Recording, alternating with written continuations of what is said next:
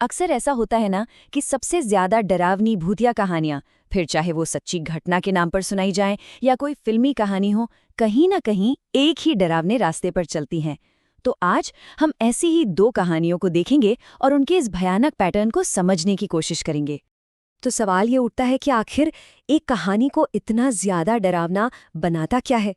देखिए, इसका जवाब सिर्फ कहानी में क्या हुआ इसमें नहीं है, बल्कि कहानी को कैसे सुनाया गया उस तरीके में छिपा है। चलिए इसी को और अच्छे से समझते हैं। तो हम यहाँ दो कहानियों को देखने वाले हैं। एक तरफ है दोस्तों के मनाली रोड ट्रिप की एक सच्ची बताई जाने वाली घटना, और दूसरी तरफ है एक फिल्म की कहानी जिसमें एक परिवार एक नए घर में रहने जाता है। सुनने में तो दोनों बिल्कुल अलग लगती हैं, है ना? पर जैसा हम आगे देखेंगे, इनमें कुछ डरावनी समानताएं भी हैं। तो हर डरावनी कहानी की एक शुरुआत होती है, और इन दोनों ही कहानियों में ये शुरुआत होती है एक बहुत ही आम, एक क्लासिक गलती से। वो गलती है चेतावनियों को नज़रअंदाज करना। किरदारों को इशारे मिलते हैं, पर वो उन्हें अनदेखा कर देते हैं। मनाली वाली कहानी में तो ये चेतावनी बिल्कुल सीधी और साफ थी। उनके होटल का रिसेप्शनिस्ट उन्हें साफ साफ बताता है कि उस जगह को मौत की घाटी क्यों कहते हैं, पर दोस्त वो तो बस इस बात को हंसी में उड़ा देते हैं।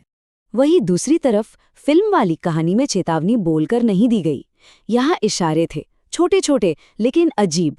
जैसे रसोई का चाकू अपनी जगह से गायब हो जाना, परिवार का कुत्ता है जो बेवजह हवा में भौंक रहा है, और घर में धीरे धीरे एक अजीब सी बेचैनी फैल रही है।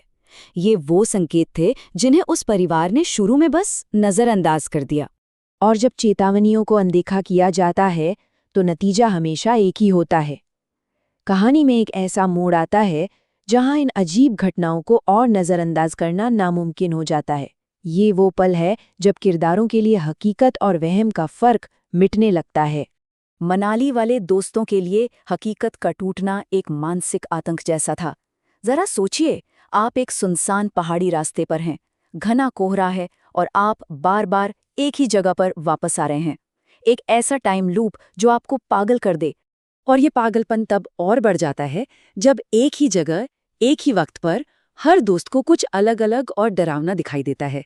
किसी को एक आदमी दिखा तो किसी को एक छोटी बच्ची। मतलब उनकी जो एक साथ की हकीकत थी वो पूरी तरह से बिखर जाती है।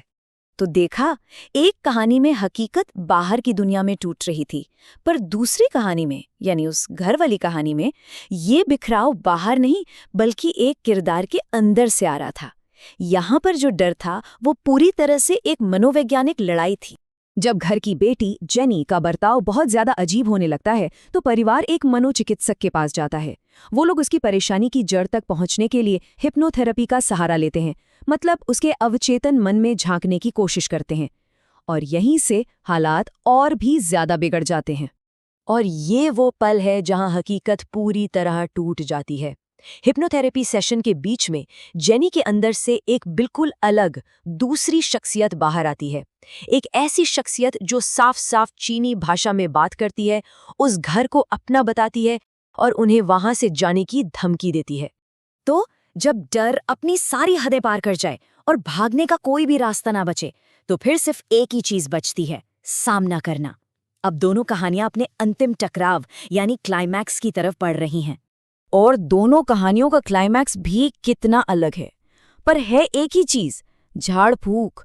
मनाली में दोस्त एक पारंपरिक पूजा पाठ का सहारा लेते हैं, जबकि फिल्म में एक मनोचिकित्सक, एक कह सकते हैं कि वैज्ञानिक या नकली झाड़ फूक का आयोजन करता है, जो देखते ही देखते एक असली और भयानक रूप ले लेता है। फिल्म में घर के भूताहा होने की वजह बहुत बहुत पुरानी है। बात है साल 1935 की। उस साल एक सूर्य ग्रहण के दिन उसी घर में एक बहुत ही भयानक घटना हुई थी, एक हत्या और आत्महत्या। चलिए अब कहानी के अंत की बात करते हैं। किरदार इन भयानक घटनाओं से बच तो निकलते हैं, लेकिन क्या वो सच में कभी आजाद हो पाते हैं? अब हम बात करेंगे उन जख्मों की जो दिखते नहीं पर जिंदा बचने के बाद भी हमेशा साथ रह जाते हैं। तो ठीक है, मनाली में दोस्त पर से साया उतर गया। फिल्म में परिवार की जान बच गई, मतलब कब्जा खत्म हो गया। लेकिन सवाल ये है कि क्या डर भी खत्म हुआ? शायद नहीं। और यही बात इन कहानियों को असल में डरावना बनाती है। मनाली वाली कहानी का जो नैरेटर है साहिल, वो बताता है कि भले ही उसका दोस्त समय अब बिल्कुल ठीक है, लेकिन जब उस पर साया था तो वो एक लोरी गाता था, और वही लोरी अब साहिल का सबसे भयानक सपना बन चुकी है। और फिल्म में परिवार को भी शांति ऐसे ही नहीं मिलती।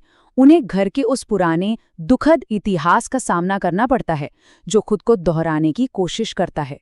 एक आखिरी हिंसक टकराव होता है, और उसके बाद ही वो उस 80 साल पुराने चक्र को तोड़ने में कामयाब हो पाते हैं।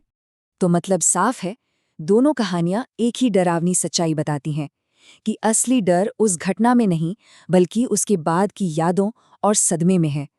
सबसे गहरे जख्म वो होते हैं जो दिखाई नहीं देते और जिंदा बची लोगों को हमेशा सताते रहते हैं। और ये सब हमें एक आखिरी सवाल पर लाकर छोड़ देता है।